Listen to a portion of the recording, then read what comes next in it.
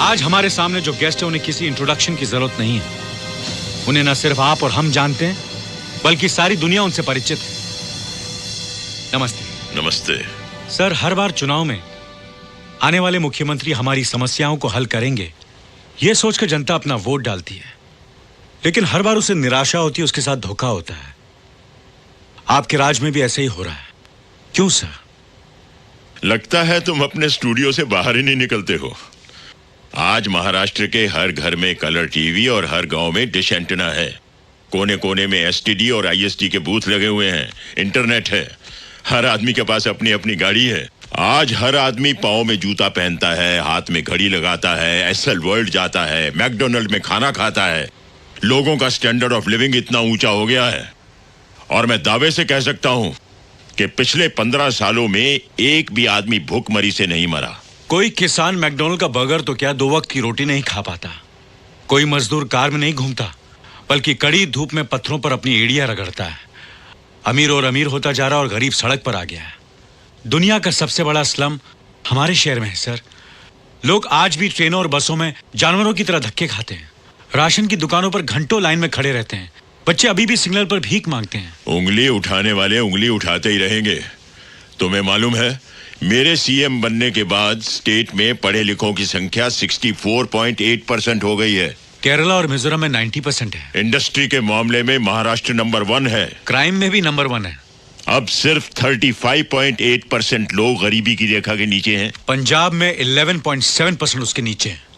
और आज भी यहाँ गांव में एक आम आदमी की एवरेज इनकम सिर्फ 3 रुपया प्रतिदिन है। मिस्टर शिवाजी राव, पहले अपने आंकड़े साफ करो और फिर बात करो।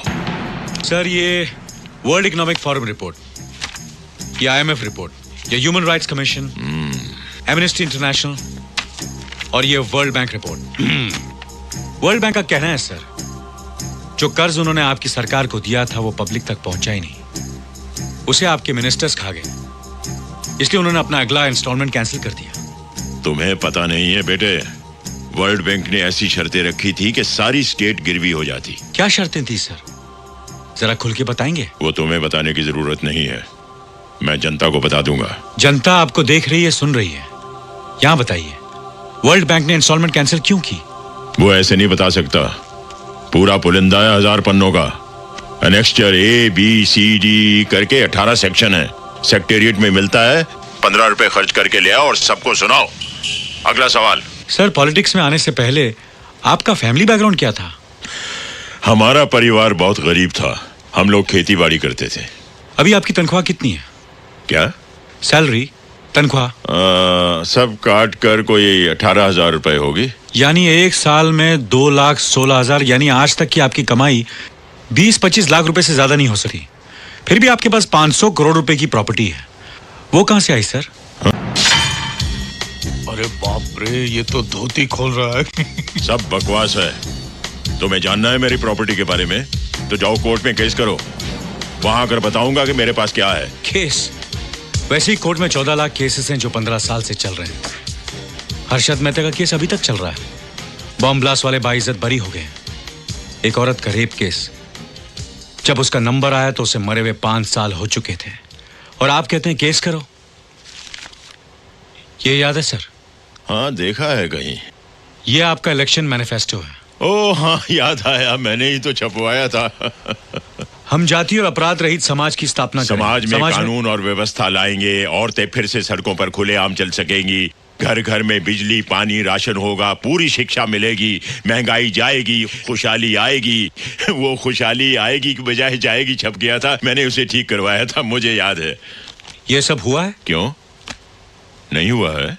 आप कहते हैं कि कानून और व्यवस्था लाएंगे, लेकिन उस कानून की धज्जियां उड़ाने वाले ही आप हैं।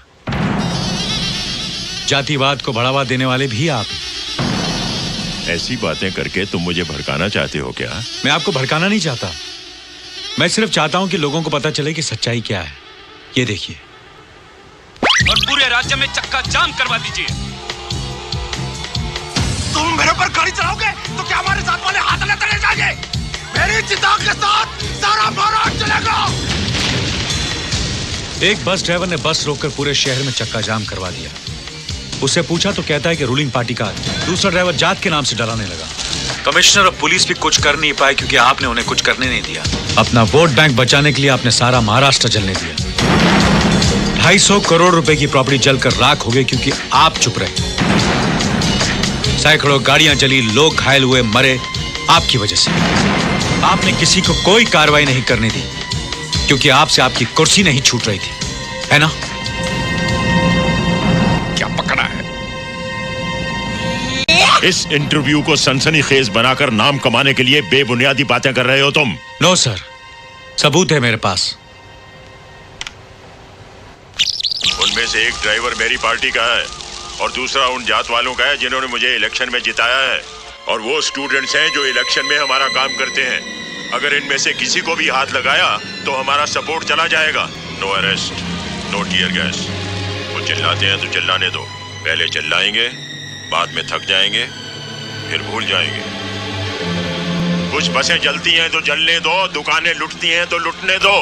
मैं 2-4 को पकड़कर एक कमेटी। अब बोलिए सर, जनता से ज्यादा आपको अपनी कुर्सी प्यारी है ना?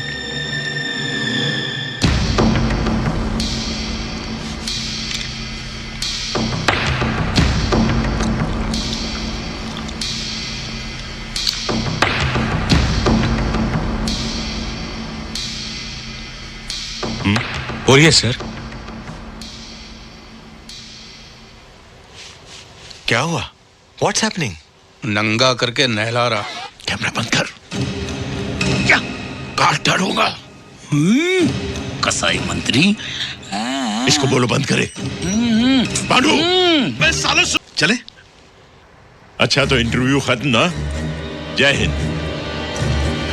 Excuse me sir, live telecast चल रहा है, लोग देख रहे हैं। लोगों को उनके सवालों का जवाब अभी तक नहीं मिला। बैठ जाइए प्लीज।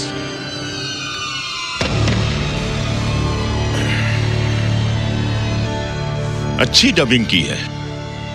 मेरे जैसी आवाज वाले किसी से कुछ भी बुलवा कर जनता को मेरे खिलाफ भड़काने की साजिश है ये। इन सवालों के जवाब देना मैं जरूरी नहीं समझता। इसे खुद मैंने अपने कैमरे से शूट किया है सर।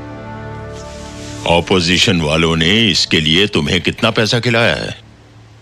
अगर आप ऑपोजिशन में होते तो कितना पैसा खिलाते? माइक पकड़कर सैटेलाइट टेलीविजन की आड़ में तुम मुझसे कुछ भी पूछोगे और मैं उसका जवाब दूंगा। क्यों? जवाब देना आपकी ड्यूटी है सर, इसलिए 8 करोड़ लोगों ने आपको चुना है। मुख्यमंत्री क्या होता है जानते हो? आज तक एक बार भी सीएम के ऑफिस में आए हो? वहां की चौखट पार की है तुमने? आकर देखो कि दिन में कितने लोग मिलने के लिए आते हैं, रोते हैं, सवाल पूछते हैं, धन्यवाद करते हैं, पैर छूते हैं, मालाएं पहनाते हैं, गालियां देते हैं। जानते हो कितना कुछ झेलता हूं मैं? जो सीएम की कुर्सी पर बैठता है ना, वही जानता है। जब कभी कोई दंगा फसाद या कुछ ऐसा होता है तो जज्बाती होकर जल्दबाजी में मैं एक तरफा फैसला नहीं करता। मैं पहले फसाद की जड़ तक पहुंचता हूं और फिर से सुलझाता हूं। तुम्हारी तरह हवा में सवाल नहीं पूछता, और यही मैंने उस दिन किया। उस दिन आपने कुछ भी नहीं किया सर। जो समस्या आसानी से हल हो सकती थी उसे आपने अपने फायदे के लिए और बड़ा बनने दिया, और अब यहां बैठकर खुद को जस्टिफाई कर रहे हैं। आग में हाथ डालोगे जल जाओगे। तुम समझ नहीं रहे हो। डाल के देखो फिर पता चलेगा।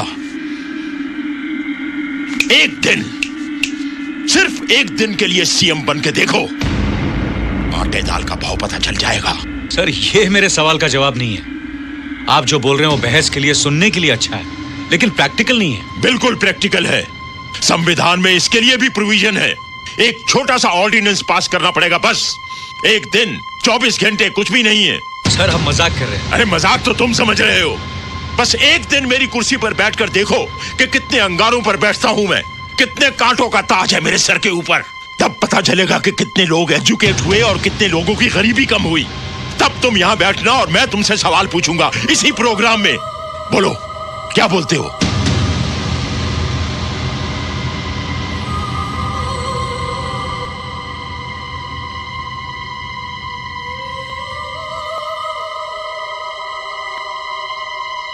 ये सीएम साहब क्या कर रहे हैं? वनडे मैच खेल रहे हैं सीएम की कुर्सी का।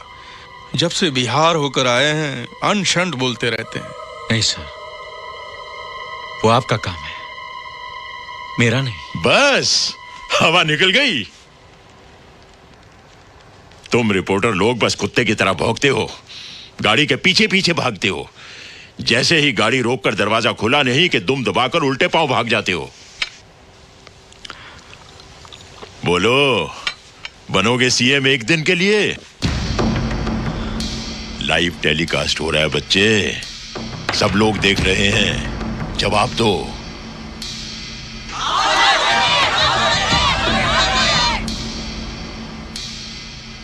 या इंटरव्यू खत्म करें?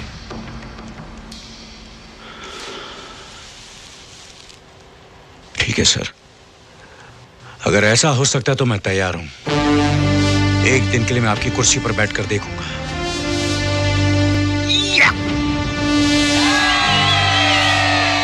ये फंस गया सीएम, इसे पार्टी की मीटिंग समझ के फंस गया। चलो अच्छा है, एक दिन मुझे भी पढ़े लिखे सीएम के साथ काम करने का मौका मिलेगा। तो ठीक है।